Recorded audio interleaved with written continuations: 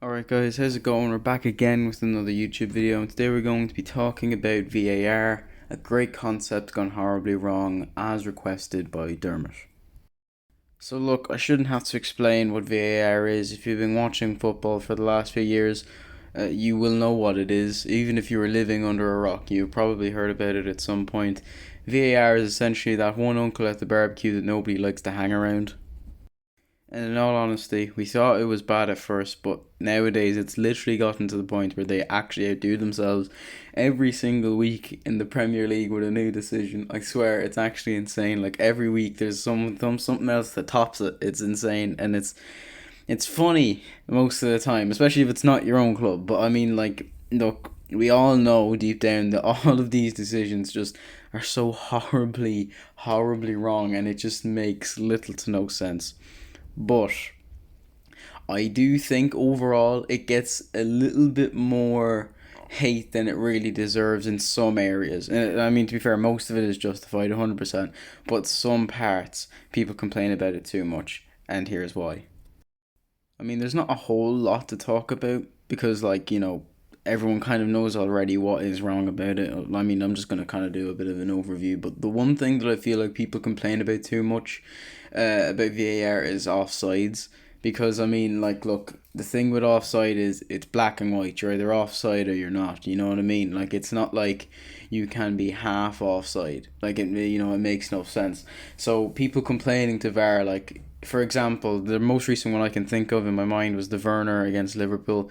People are saying, "Oh, VAR shouldn't have called that offside. That's not offside." Now look, in the ruling, it is offside.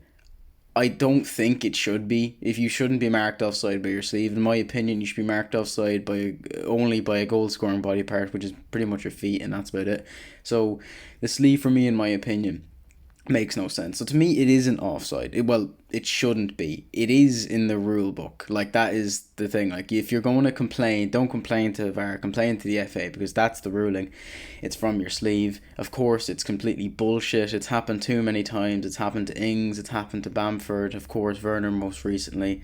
It is stupid. But the reason we're in this position is because people were complaining about the rule beforehand. I remember the first instance I seen VAR disallow a somewhat controversial goal was McGoldrick's offside against Spurs in the first season it came in. So essentially, McGoldrick was about an inch offside with his toe, and it was disallowed, and there was uproar about it. Now, this is the problem, right? That rule, in my opinion, I mean, look, it's harsh to mark someone offside by an inch, but at the end of the day, it's black and white. You're either offside or you're not. If it's an inch or a mile, it's all the same thing.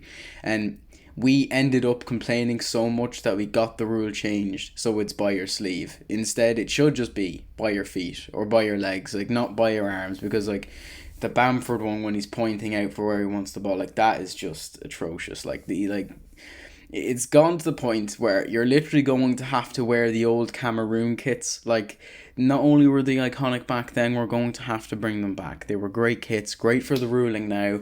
Let's bring them back for 2022. You know what I'm saying? Summer football, that's what you want. Now, look, there's not a whole much more to say about offside because, again, it's black and white. There's not a whole pile to talk about. You're either offside or not. I've gone all over all of it already. The only time I've ever seen VAR actually get an offside wrong, and I mean, like, look, I've looked at it a million times and I still don't see it. It's the Mane offside against Everton.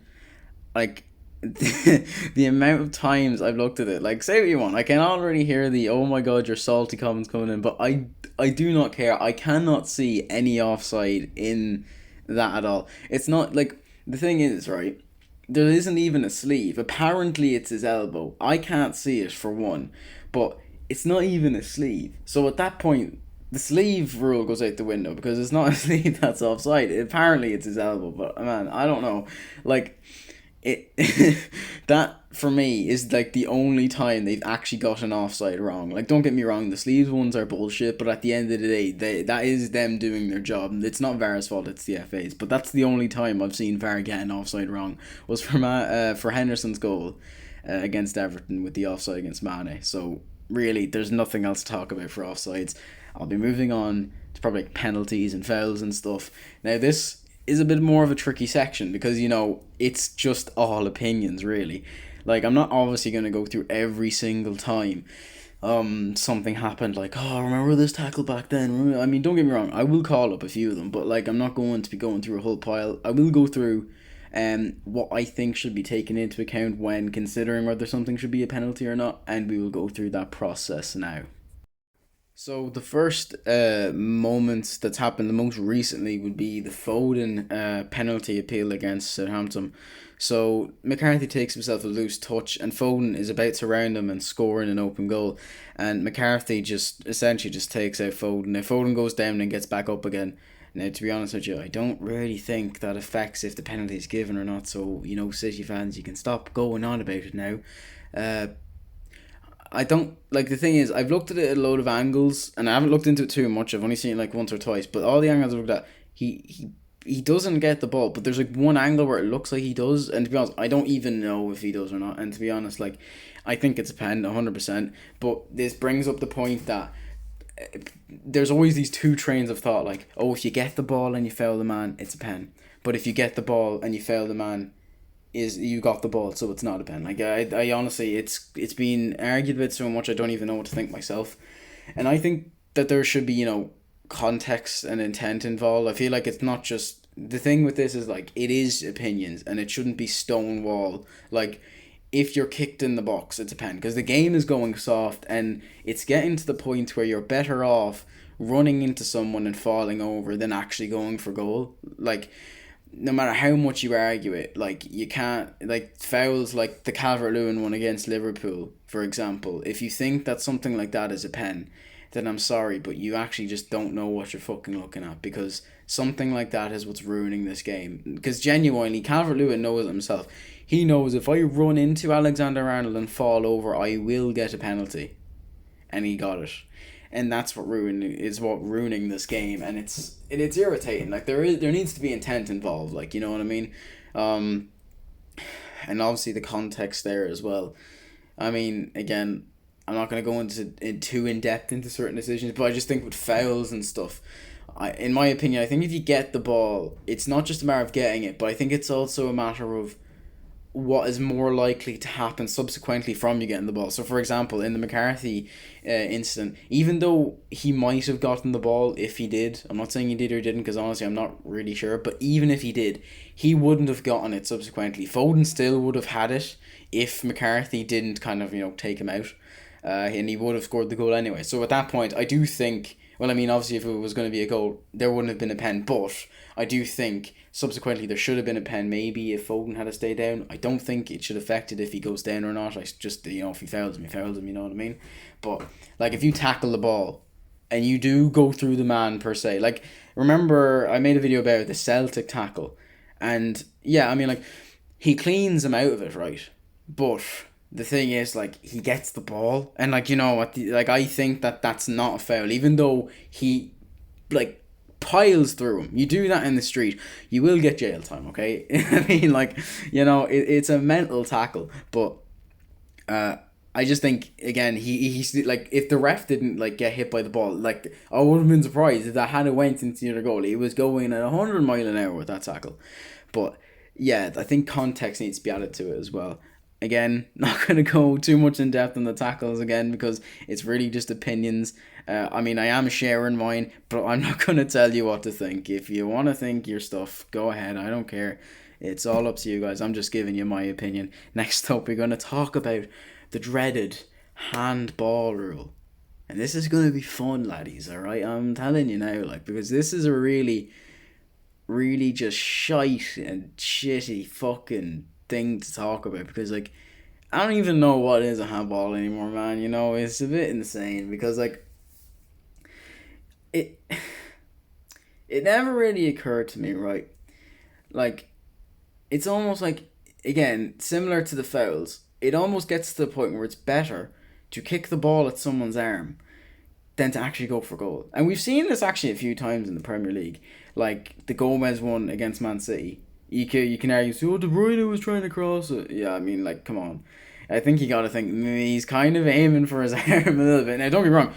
I don't know if I'm not sure about that one, it being a penalty. And say I'm biased, whatever. I'm not biased. The only reason I'm not sure if that's a penalty is because there's not a lot. Yeah, his arm is in an unnatural position. That's the problem I have with it. But the other side of it is that there's not a lot he can do to get it out of the way as well. Like, that's kind of the other argument to it. Kind of like similar to the Kante one against Liverpool. Like, don't get me wrong, his arm is in a natural position. But the reason I wouldn't give it is because, there's not a lot he can do to get out of the way. So I feel like it's kind of one of those ones, it's half and half. Um, I'm not sure if I would give the Kante penalty. I'm kind of leaning more towards would give it, and kind of similar to the Gomez one. I am leaning more towards I would give it, but it's a bit sort of like iffy because you gotta argue, like, is he able to take his arm out of the way? There's also the Max Kilman one against Leicester, which happened the same day as the Gomez one, which is also controversial because again there's not a lot he can do to take his arm out of the way, and yeah, it's in an unnatural position, but at the end of the day, like, unnatural positions and stuff, you gotta also take into account like them trying to maybe block the ball or something. Like the Kilman one, like he's trying to block it and his arm goes out. Like at the end of the day, I'm not gonna run around the football pitch with my arms tied to my sides like a fucking retard. Like, you know what I mean?